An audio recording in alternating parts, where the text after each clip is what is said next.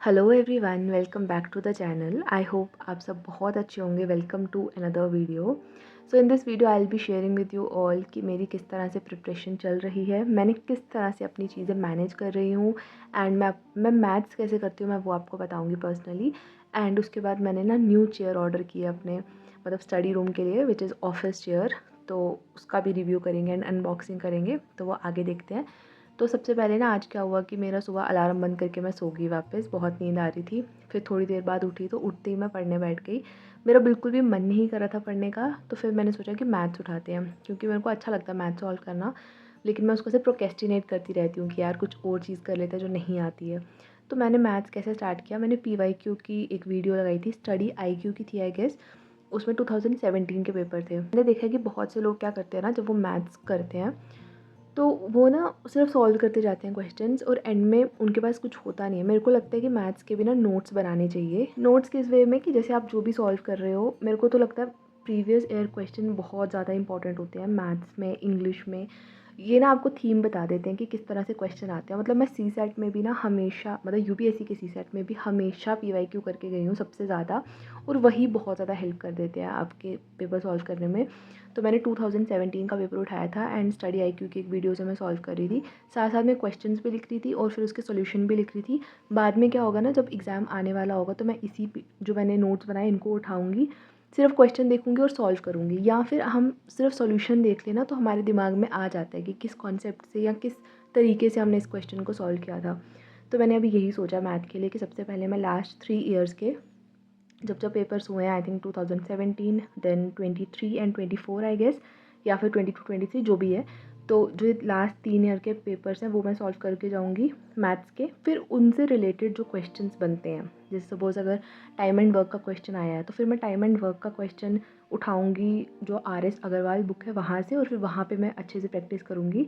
बाकी मैंने सुना था कि जैसे UPSC के अदर एग्ज़ाम्स होते हैं ना, जैसे NDA, CDS, CAPF, तो इनके भी पेपर करके जाने चाहिए। मतलब फ़र्स्ट प्रायोरिटी यही होनी चाहिए कि आप जो भी एग्ज़ाम दे रहे हो ना, उसके पहले प्रीवियस ईयर क्वेश्चंस अच्छे से करो। जब वो हो जाए उसके बाद फिर आप मॉक्स पे जंप करो। एंड इसी से रिलेटेड एक बुक भी है जहाँ पे मॉक्स और प्रीवियस ईयर क्वेश्चंस सॉल्व आपको मिल जाएंगे। To all the people who are preparing for UPSC EPFO, there is a very important information for you all।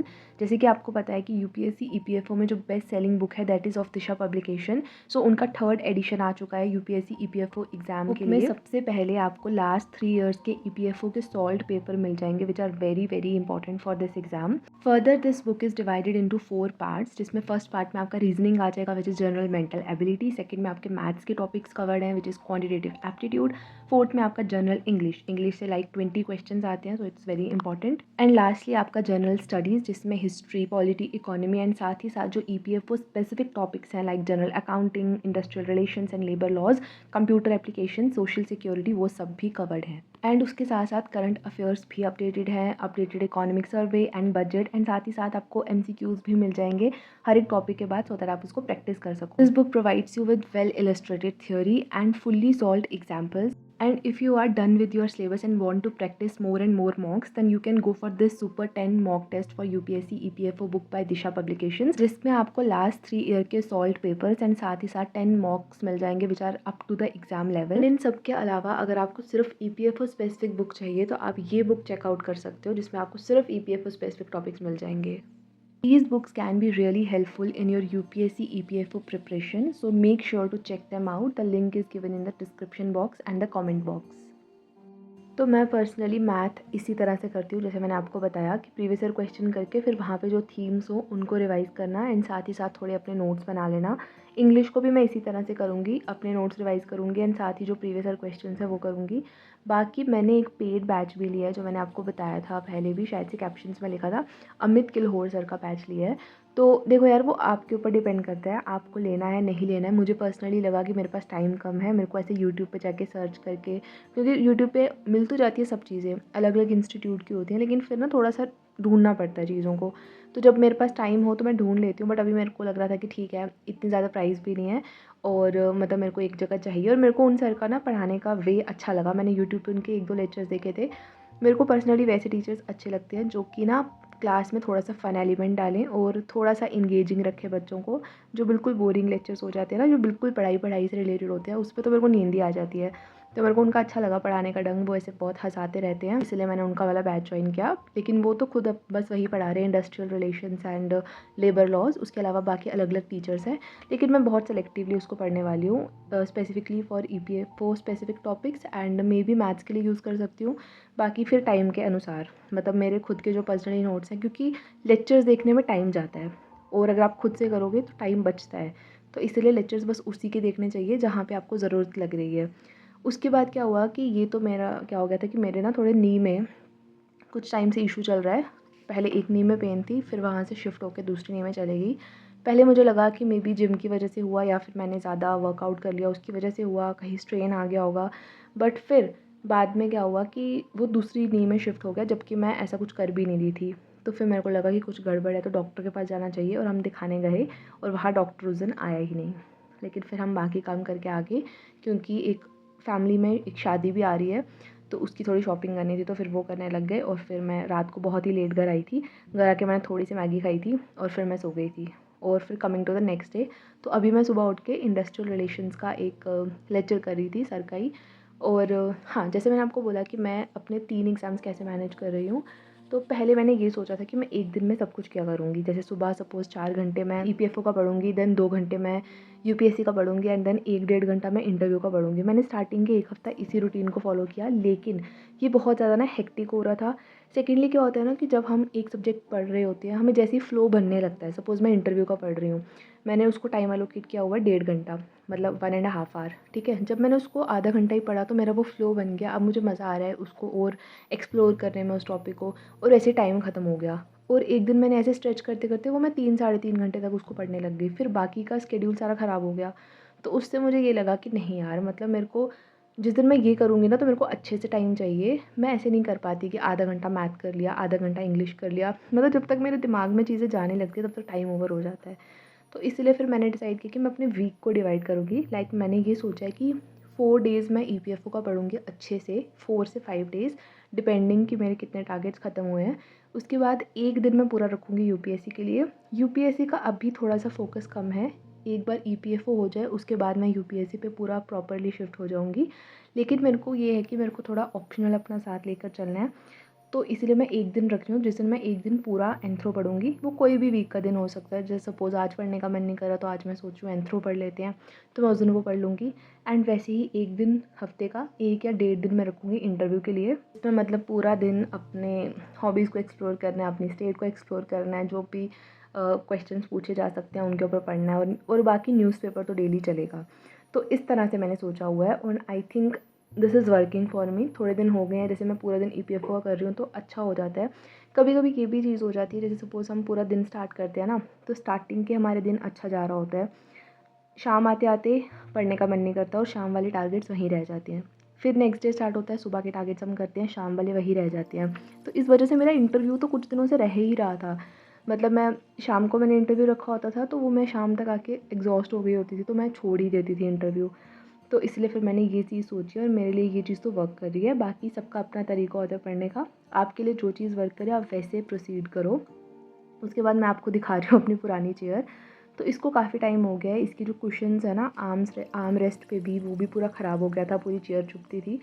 Back से भी ख़राब हो गया था, उसके बैक पेन भी हो जाती थी, और नीचे भी ख़राब हो गया था। तो मैंने कहा मुझे ये चेयर चाहिए। मेरे पास पहले भी ऑफिस चेयर थी एक, लेकिन वो भी ख़राब हो गई थी बहुत पहले। तो फिर मैंने सोचा कि इस बार यही लेते हैं। तो ये मैंने मंगवाई थी फ्लिपकार्ट से। अगर आपको भी लेनी हो तो मैं डिस्क्रिप्शन में इसका भी लिंक दे दूँगी। तो ये मुझे पड़ी है 8200 की। तो मतलब मेरे को काफ़ी टाइम से चाहिए थी। जब मेरे मेंस चल रहे थे ना, उस टाइम भी आपने देखा होगा कि मेंस की हर एक वीडियो में मैं बेड पे ही बैठ के पढ़ रही हूँ, क्योंकि ये वाली मेरी जो पहली चेयर थी ना, उस पर लॉन्ग सिटिंग हो नहीं पा रही थी। मैं एग्जॉस्ट हो जाती थी थोड़ी देर बैठ के ही, तो लगता था बेड पे पढ़ लेते हैं।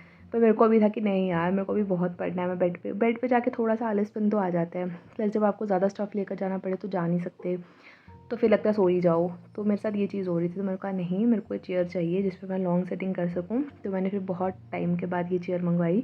पहले मुझे फ़िक्स करना नहीं आ रही थी, ऊपर से मैंने उंगली पे चोट भी लगा ली इसको फ़िक्स करते करते। पर ठीक है, कोई बात नहीं, हो गई फ़िक्स। एंड काफ़ी अच्छी थी, कंफर्टेबल लगी मेरे को। जो ये लेदर चेयर्स होती है ना, इसका बस एक जो मुझे ड्रॉबैक लगता है वो ये है कि लेदर जो होती है ना उसमें गर्मी लगती है। तो मतलब अगर गर्मियों के टाइम है तो अगर आपकी बैक पीछे टच हो रही है तो पसीना जल्दी आ जाता है। बस एक ये ड्रॉबैक है, उसके अलावा हर एक चीज़ में मेरे को बेस्ट लगती है। ऊपर से मेरी हाइट भी जैसे लंबी है और तो उसलिए काफ़ी ज़्यादा सूट करती है ये वाली चेयर। जो दूसरी भी आती है ना नेट वाली आजकल चली हैं, जो स्टडीज़ के लिए ही होती है बट जिसमें नेट लगा होता है, नेट की बैक होती है और नेट की जिसमें गर्मियों में अच्छी होती है, तो वो भी अच्छी होती है। बट इसमें ना थोड़ी फ़ील आती है। जैसे सोच विचार कर रही थी कि ये वाली लूँ या फिर जो दूसरी स्टडी चेयर्स आती हैं प्रॉपरली वो वाली लूँ, बट फिर मैं इसी की तरफ गई एंड मेरे को बहुत मज़ा आ रहा था पढ़ने में। और ना मैं अपने पुराने वाले सेटअप पे पढ़ रही थी और जब मैं पहले पढ़ती थी ना स्टार्टिंग में, तब मैं वीडियोज़ भी बनाती नहीं थी, तब भी मेरे पास ऐसी चेयर थी और मेरे को इतना नॉस्टैल्जिक सा फील हो रहा था कि सेम सेटअप। इस टेबल पे मैंने बहुत दिनों बाद पढ़ा है ये, नहीं तो मैंने न्यू टेबल जो लिया उसी पे पढ़ती थी। तो मैंने इसको प्रॉपरली साफ़ किया, मैंने कहा क्योंकि ये इस वाली टेबल की ना थोड़ी विड्थ ब्रॉड है, तो ऐसे लैपटॉप भी आ जाता है, नोटबुक भी आ जाती है, सब कुछ आ जाता है अच्छे से।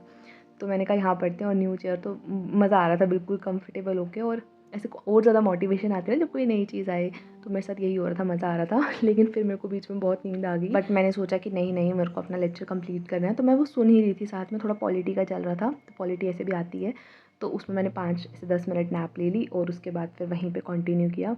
और इस चेयर का क्या होता है ना कि जैसे पढ़ रहे हो तो टेबल की तरफ पढ़ लिया, जब थक गए थोड़ा सा तो उसको बेड की तरफ मोड़ के पाँव बेड पे रख लिया, तो ना सिटिंग लॉन्ग हो जाती है। मतलब मैंने अपना पर्सनली जो फ़ील किया कि आप इजीली उठते नहीं हो चेयर से, और एक बार जब उठ गए आप तो फिर आपको पता है कि आधा 1 घंटा तो गया कम से कम। तो इसीलिए मेरे को था कि मेरे को अपनी सिटिंग इंक्रीज़ करनी है, तो मेरे को एक अच्छी चेयर चाहिए, तो मैंने फाइनली ले ली। बाकी आप सब भी बताना कि आप सबकी कैसी प्रिपरेशन चल रही है, एंड अगर आपको ईपीएफओ से रिलेटेड बुक्स चाहिए तो आप दिशा पब्लिकेशन की बुक देख सकते हो। The link is given in the description box. So that's it for the video. मिलेंगे फिर किसी दिन किसी और वीडियो के साथ। Till then take care and just give your best. Bye bye.